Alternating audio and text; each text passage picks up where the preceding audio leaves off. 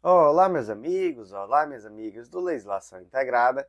Aqui quem fala é o professor Bruno Valente. Nossa conversa de hoje é sobre o informativo de número 1169 do STF. E antes de começar aquele convite, se inscreve no nosso canal, seja no Spotify, Deezer, Apple Podcasts, Google Podcasts ou no YouTube e ativa o sininho para ficar sabendo sempre que tiver episódio novo. Nos segue também no Instagram, @legislação_integrada, onde todo dia tem novidade. E aproveita e curte, compartilha com aquele amigo que tem interesse nesse tipo de conteúdo ou na sua rede social preferida ou ainda naquele grupo de WhatsApp repleto de gente interessada nesse tipo de conteúdo. Então, sem mais delongas, vamos para o primeiro julgado de hoje. O primeiro julgado foi inserido na Lei de Registros Públicos, lei número 6015 de 73, e o destaque ficou da seguinte forma: é inconstitucional por violar a fé pública inerente aos atos do Ministério Público, bem como os princípios da eficiência, da razoabilidade, da proporcionalidade, norma que exige o reconhecimento de firma de promotor de justiça para a averbação de termo de reconhecimento de paternidade celebrado perante o órgão ministerial. Então vamos lá, nós temos aqui a portaria de número 206 do ano de 2013 da Corregedoria de Justiça do DF Territórios. E há uma previsão lá no artigo 257 dessa portaria que o reconhecimento de paternidade firmado perante o órgão do MP será averbado após o reconhecimento de firma do promotor de justiça. Aí vem a pergunta, né?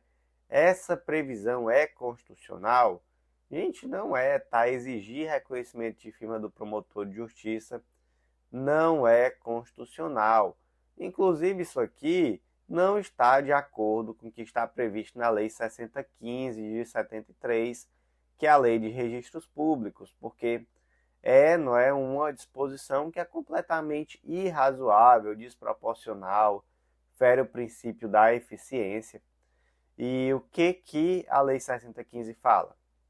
Fala lá no artigo 97, parágrafo único, que nas hipóteses em que o oficial de registro suspeitar de fraude, falsidade ou má-fé nas declarações ou na documentação apresentada para fins de averbação, não praticará o ato pretendido e submeterá o caso ao representante do MP para manifestação, com a indicação por escrito dos motivos da suspeita. Ou seja, está suspeitando que aquela documentação que foi apresentada não é verdadeira, né, que é uma falsificação, remete para o MP e o MP vai dizer se é verdadeiro ou não. Mas realmente já exigir de antemão isso em todos os processos, criando verdadeiramente aqui quase que uma presunção de que aquele documento é falso, não faz muito sentido, né? Isso aqui vai totalmente na contramão da própria evolução que nós temos tido, inclusive legislativa, não é? Nós tivemos em 2018 a lei da desburocratização, para quem não se lembra, a lei 13.726 de 2018, que trata sobre esse assunto, né, sobre a exigência de reconhecimento de firma, de cópia autenticada. Antigamente era uma prática comum o órgão público sempre exigir que você levasse cópia autenticada de tudo, mesmo que você estivesse com o original na mão. Então a lei da desburocratização ela vem afastar esse tipo de exigência, né? Enfim, vem retirar excessos de burocracia.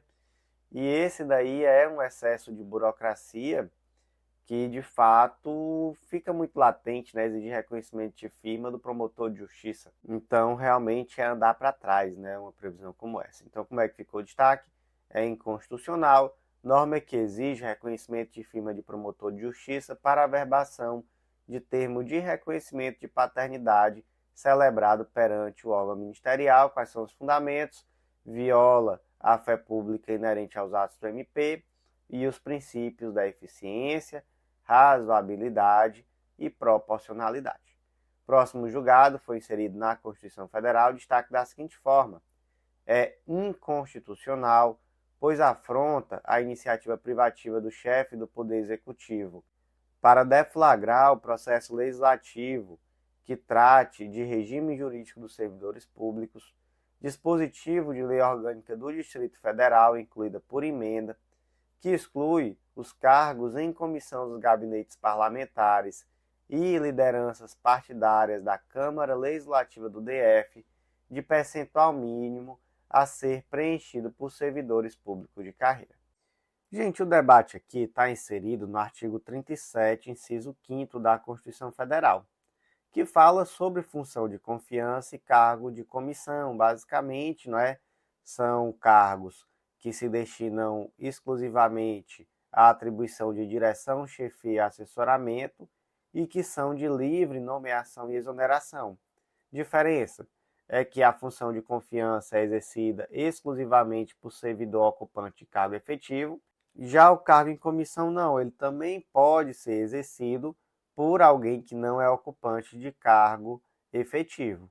Qual o ponto? O ponto é que o artigo 37, inciso 5º, diz que, no caso dos cargos em comissão, eles devem ser preenchidos por servidores de carreira, nos casos, condições e percentuais mínimos exigidos em lei. Ou seja, mesmo que possa ter cargo em comissão para alguém que não é servidor de carreira, há um percentual mínimo a ser resguardado aos servidores de carreira. Beleza. Onde é que isso vai ser previsto? Na lei. Aí, primeiro ponto. Essa norma que está instituída aqui no artigo 37, inciso 5, acerca desse percentual mínimo, vocês entendem que se trata de uma norma de eficácia plena, de eficácia contida ou de eficácia limitada? Gente, é uma norma de eficácia contida. O que isso quer dizer?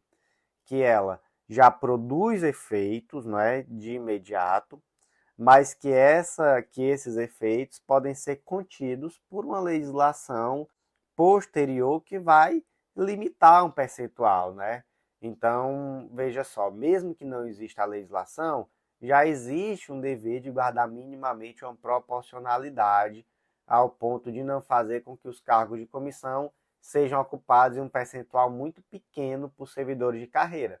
Mesmo que não exista a legislação ordinária dizendo qual é esse percentual. Mas, caso venha a legislação ordinária, aí ela dentro desse requisito da proporcionalidade, ela vai poder trazer um percentual. E aí qual é a celeuma? A celeuma, gente, está lá na lei orgânica do DF, porque o artigo 19, inciso 5º dessa lei orgânica, ela diz que pelo menos 50% dos cargos em comissão devem ser preenchidos por servidores de carreira. Materialmente está bacana, Está legal, proporcional. Mas esse dispositivo foi declarado inconstitucional por vício de iniciativa, porque se entendeu que era uma lei de iniciativa privativa do chefe do Poder Executivo, porque tratava sobre regime jurídico de servidores públicos, e a iniciativa que foi de parlamentar. Então se entendeu que havia aqui uma inconstitucionalidade. E agora, isso daí não foi agora não, tá? Isso foi lá na ADI 6585.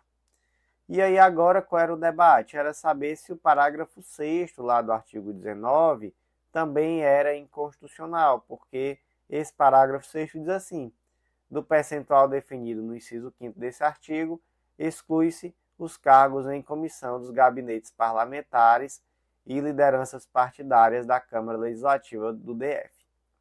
E aí pergunta-se, é constitucional essa previsão? E não, não é constitucional, porque aqui de cara temos uma inconstitucionalidade formal por arrastamento, porque ele faz uma referência ao artigo 19, inciso 5º, que foi declarado formalmente inconstitucional. Então, nesse ponto, temos aqui uma inconstitucionalidade, inclusive por arrastamento. E aí, em relação ao outro ponto do julgado, que era a resolução 232 de 2007 da Câmara Legislativa do DF. Porque aí o que essa resolução já trazia? Traz, prevê que os cargos em comissão dos gabinetes de liderança parlamentares são de livre escolha do deputado distrital, aplicando-se-lhes os requisitos gerais de provimento previstos em norma específica. E o artigo 9º trata da situação dos substitutos desses servidores investidos em cargos de direção e chefia, também trazendo que são de livre escolha do deputado distrital. E aí esses dispositivos são constitucionais? Aí se entendeu que sim, né? Porque remete exatamente aos percentuais mínimos que são previstos na legislação. Então, de fato, não incorreu em nenhum tipo de inconstitucionalidade aqui, beleza? Então, como é que ficou o destaque do julgado? É inconstitucional, dispositivo da lei orgânica do DF, incluído por emenda, que exclui os cargos em comissão dos gabinetes parlamentares e lideranças partidárias da Câmara Legislativa do DF, de percentual mínimo a ser preenchido por servidores de carreira. Qual é o fundamento? Afronta a iniciativa privativa do chefe do Poder Executivo em legislação que trata sobre regime jurídico dos servidores públicos. O próximo julgado é bem importante mesmo, foi inserido na Constituição Federal e o destaque ficou da seguinte forma: é constitucional por não violar cláusula pétrea e por respeitar os limites formais e materiais da Constituição. A emenda constitucional 96 de 2017, que estabelece que práticas desportivas com animais como a vaquejada não são consideradas cruéis, desde que sejam manifestações culturais registradas como patrimônio cultural imaterial e regulamentadas por lei específica que assegure o bem-estar dos animais envolvidos. E aí, gente, isso aqui é importante, tá? É importante demais, mais demais mesmo. Porque aqui é aquele senta que lá vem a história, né? Não sei bem qual é a idade de você que está aí ouvindo, mas dependendo de qual seja, você vai identificar muito bem de onde vem esse termo, senta que lá vem a história. Mas basicamente, esse debate aqui ele surge lá em 2016, saiu inclusive no informativo 842 na época, que foi uma decisão do STF que entendeu que uma lei estadual aqui do estado do Ceará era considerada inconstitucional. Essa lei ela regulamentava a atividade da vaquejada. E o STF disse que os animais envolvidos na vaquejada sofrem tratamento cruel, não é? E aí essa crueldade provocada, ela não pode ser admitida mesmo sendo uma atividade, que é uma manifestação cultural. E aí, gente, foi 6-5, tá? Foi um julgado super apertado. Essa lei era a Lei 15.299 de 2013, regulamentou a atividade de vaquejada no estado do Ceará, foi considerada, então, inconstitucional, beleza? Nós temos, na jurisprudência, alguns precedentes importantes que foram utilizados, não é? Que é, por exemplo, da farra do boi, um julgado já muito antigo, lá de 1997, que também julgou inconstitucional essa prática, e também os julgados acerca da briga de galo, né? Também considerado inconstitucional lá em 2005. Só que qual é o ponto? A vaquejada, gente, ela é uma indústria, né? Movimenta a economia de muitas cidades aqui do interior do Ceará. Existem, inclusive isso aqui deu muito o que falar aqui no interior do Ceará, né? Muita divergência de opiniões, muita gente que é a favor da cultura da vaquejada, que gosta, que enfim, muita gente que movimenta, que ganha dinheiro com a vaquejada, e muitas outras pessoas que são contrárias, né? A isso, que entendem realmente que é algo que submete animal à crueldade, enfim. E aí o que aconteceu? Aconteceu o que se chama efeito backlash, ou reação legislativa. O que é o efeito backlash? É uma reação conservadora do legislativo diante de decisões progressistas do judiciário. Então, o judiciário disse assim, ó, é inconstitucional a lei do estado do Ceará que regulamenta a vaquejada. O que o legislativo faz? Ele diz, pois bem, vou dobrar a aposta. Editou a Lei 13.364 de 2016, que eleva o rodeio e a vaquejada à condição de expressões artístico-culturais e também à condição de manifestação da cultura nacional e patrimônio cultural e material. Mas ainda foi pouco, não parou por aí não. editou também a Emenda Constitucional 96 de 2017, afirmando que não se consideram cruéis as práticas desportivas que utilizem animais, desde que sejam manifestações culturais. E aí, gente, isso aqui foi em 2017, né? Já tem aí 8 anos. E desde então, inclusive no nosso material estava assim. E agora, né? Quais serão os próximos capítulos? O que o STF vai falar sobre essa emenda constitucional 96? Porque veja só, havia uma lei estadual, a lei estadual foi julgada inconstitucional. O legislativo disse, pois bem, eu vou editar uma lei federal e ainda vou fazer uma emenda à Constituição para dizer que é constitucional sim. E aí o que o STF disse em relação à emenda 96 de 2017? Disse que ela é constitucional. Na prática, o STF disse aqui que a última palavra é do legislativo, seria mais ou menos assim. Mas, basicamente, qual foi o argumento, né, utilizado aqui, colocado no papel? Na prática, quem está assistindo entendeu o recado que o legislativo deu a última palavra, mas o que está no papel, né? Que a emenda constitucional 96 institui um comando de tutela do bem-estar animal que contribui para a participação dos animais em práticas desportivas e harmoniza isso com o direito ao meio ambiente equilibrado, que não representam violação da cláusula pétrea relativa aos direitos e garantias fundamentais, em especial proteção ambiental, e também, né, que ao mesmo tempo ela buscou compatibilizar as tradições culturais com a proteção dos animais em relação à submissão à crueldade, já que determina que tem que ser regulamentado em lei específica que assegure o bem-estar dos animais envolvidos. Na prática, né, desconheço se houve alguma alteração fática no contexto da vaquejada. Se tiver alguém aí ouvindo que saiba contar se de fato desde então algo mudou em relação ao bem-estar dos animais envolvidos na prática da vaquejada, fico muito feliz pela contribuição. Eu desconheço, né, não sou um entendedor do assunto, mas a minha impressão é que a mudança foi só formal mesmo, né, foi só legislativa.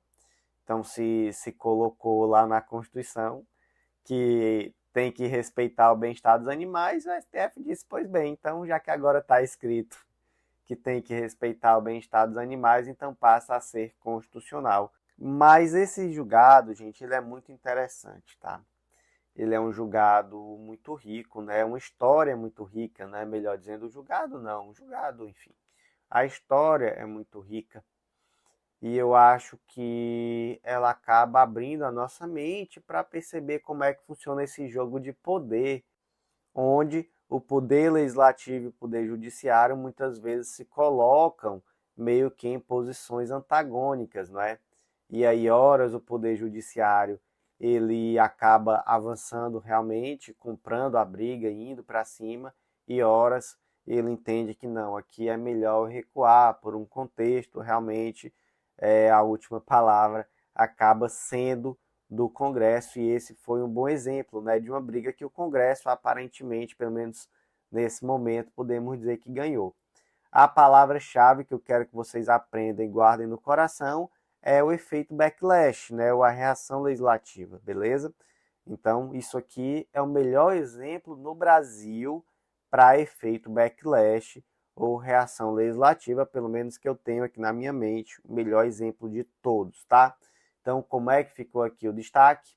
É constitucional a emenda constitucional 96 de 2017, que estabelece que práticas desportivas com animais, como a vaquejada, não são consideradas cruéis, desde que sejam manifestações culturais registradas como patrimônio cultural imaterial e regulamentadas por lei específica que assegure o bem-estar dos animais envolvidos. Fundamento aqui não configura violação à cláusula pétrea e respeita os limites formais e materiais da Constituição Federal de 88.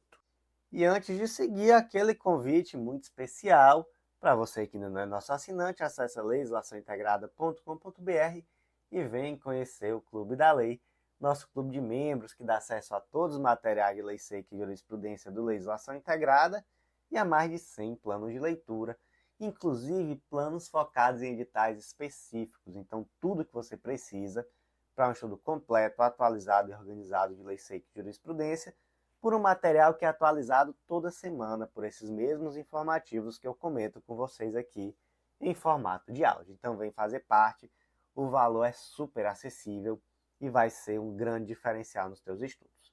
Vem também conhecer a Editora Integrada, vem publicar com a gente, você vai ver que é mais fácil do que você imagina e vai ser um baita diferencial e também na sua prova de títulos. Então, voltando aos nossos julgados, vamos para o penúltimo julgado de hoje.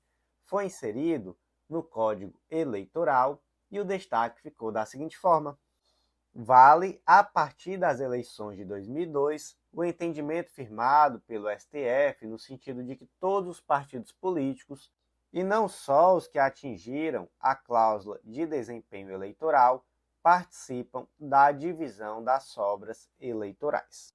Esse julgado, eu já vou indicar que você vá no material escrito, tá? Caso fique alguma dúvida, porque eu sei que a gente aqui é de humanas, né? Então, quando começa a envolver número, às vezes é melhor olhando do que só ouvindo. Mas, basicamente, né? Vamos pensar aqui no cenário eleitoral, e aí tem dois conceitos que vão ser muito importantes para entender, que é o de quociente eleitoral e o de quociente partidário, que, na verdade, é bem simples, tá? Quociente eleitoral é o número de votos que um partido precisa ter para eleger um deputado, né, ou um vereador, enfim. Depende aqui de que seja a eleição. Então, como é que você faz isso? Você pega o total de votos e divide pelo número de vagas disponíveis. Então, imagina que são 100 mil votos, 10 vagas. O quociente eleitoral é 100 mil dividido por 10, 10 mil. A cada 10 mil votos, elege um. Aí imagina que o partido A teve 50 mil votos. Quantos deputados esse partido vai eleger? 5, né?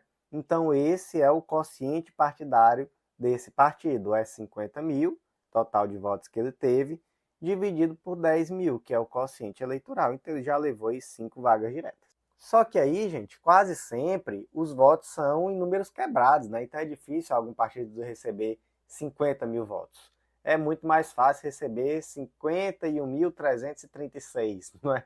Na prática é. Então imagina assim, né? O quociente eleitoral é 10 mil, aí o partido A teve 50 mil votos, então elegeu 5 vagas diretas, o partido B 24 mil votos, então elegeu 2 vagas diretas e ainda sobrou aí 4 mil votos, né? E aí vai provavelmente sobrar vagas no final das contas, né? E aí a gente vai para a segunda etapa de distribuição. E aí como é que a gente faz essa segunda etapa? Nós vemos quantas cadeiras ainda restam. Então imagina que ao final, na primeira etapa já dividiu 7 de 10, sobraram 3 cadeiras. Aí você faz assim, você vai pegar o número de votos do partido e vai dividir pelo número de cadeiras que esse partido já obteve mais um, tá? Então, por exemplo, o partido B, ele teve 24 mil votos. Então, ele já obteve 2 cadeiras de cara, né? Então, vai pegar 24 mil e vai dividir por 2 mais um, tá? Todos os partidos recebem esse mais um. E aí, 24 mil dividido por 3 dá 8 mil. E aí você vai vendo cada partido para ver qual vai obter o maior número, né?